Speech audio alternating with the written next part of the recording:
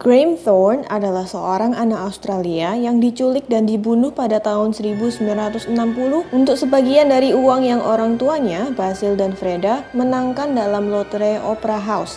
Berdasarkan channel YouTube Strange Australian, kejahatan tersebut dianggap sebagai salah satu yang paling terkenal dalam sejarah Australia.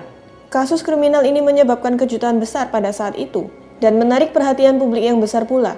Berawal dari Basil Thorne yang berhasil memenangkan lotre, di mana ia difoto oleh reporter hingga dicatat detail-detail kehidupannya seperti alamat rumah dan anggota keluarganya. Beberapa hari setelah pengumuman pemenang lotre, seorang pria asing dengan aksen Eropa mengetuk apartemen mereka. Ia mengaku bahwa ia adalah investigator privat yang sedang mencari seorang pria bernama Bogna. Pria itu juga meminta nomor telepon rumahnya untuk alasan tertentu.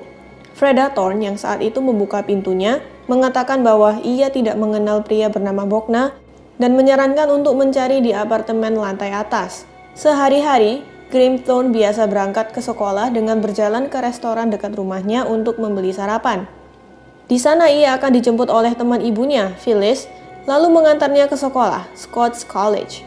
Pada Kamis pagi, Phyllis menjemput Graham ke tempat biasanya, tetapi ia tidak terlihat. Ia langsung mengabari Freda. Ibunya langsung melaporkan polisi, proses pencarian pun langsung dimulai. Ketika polisi menanyakan detail Graham pada Freda, telepon rumahnya berbunyi. Ternyata seseorang di balik telepon tersebut mengaku bahwa ia bersama dengan Graham dan meminta uang tebusan sebesar 20.000 pounds jika ingin anaknya selamat atau ia akan dimakan oleh hiu yang lapar. Ketika ayahnya pulang dari perjalanan bisnisnya, polisi tengah melaksanakan investigasi. Jalan antar kota diawasi ketat dan diberikan deskripsi Graham. Pengawasan di sekitar rumahnya juga sedang dilaksanakan untuk mengajak warga sekitar melaporkan apapun yang mencurigakan. Telepon rumahnya juga diawasi oleh polisi. Freda yakin bahwa suara di balik telepon itu mirip dengan suara pria asing yang pernah datang ke rumahnya. Penculiknya kembali menelepon untuk memberi instruksi mengenai cara memberikan uang tebusannya. Namun ia segera mengakhiri telepon sebelum polisi bisa melacaknya. Basil pergi ke kantor polisi Bondi dan membuat siaran TV di mana ia meminta keselamatan putranya. Setelah siaran tersebut, publik dan media menaruh perhatian besar terhadap penculikan Graham. Pemerintah New South Wales dan media setempat mengumpulkan dana sebesar 20.000 pound sterling sebagai hadiah bagi siapapun yang memiliki informasi mengenai penculiknya. Banyak orang yang menelepon polisi sejak saat itu. Beberapa orang tulus ingin menolong, namun beberapa orang menyamar menjadi penculik untuk mendapatkan hadiah tersebut. Polisi akhirnya fokus pada dua informasi. Pria asing yang mengunjungi keluarga Thorne beberapa minggu sebelumnya dan mobil Ford biru yang terlihat di area penculikan. Beberapa saksi mengatakan bahwa supir mobil tersebut terlihat seperti orang Eropa dengan alis tebal dan berambut gelap. Orang yang sama juga terlihat di taman sekitar rumah Graham sebelum Graham menghilang. Suatu hari sekelompok anak-anak sedang bermain di tanah kosong di Seaford, di mana mereka melihat sesuatu yang mirip tengkorak dan dibungkus oleh selimut. Mereka menceritakan hal itu ke orang tua mereka, yang langsung menyadari bahwa anak-anak mereka melihat mayat dan langsung mengontak polisi. Graham pun ditemukan. Meski Graham ditemukan dalam kondisi yang tidak diinginkan, hal ini membantu polisi menangkap penculiknya. Mereka mengevaluasi mayat Graham dan menunjukkan bahwa terdapat patah tulang tengkorak dan tanda-tanda kekurangan oksigen, yang menjadi kemungkinan penyebab kematiannya. Selimut serta baju yang ditemukan juga diinspeksi dengan detail.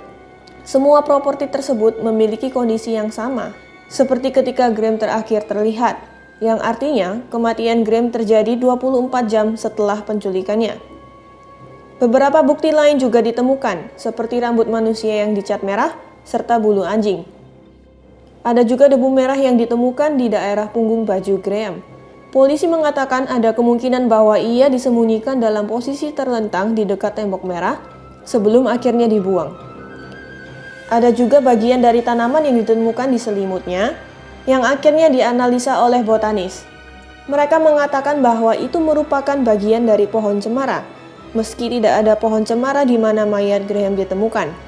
Bagaimanapun, hanya ada sedikit tempat di mana pohon cemara ditemukan, yang artinya hal ini sangat membantu polisi mempersempit area pencariannya. Polisi pun mengabarkan ke media penemuan terbaru mereka terkait dengan kasus penculikan Graham.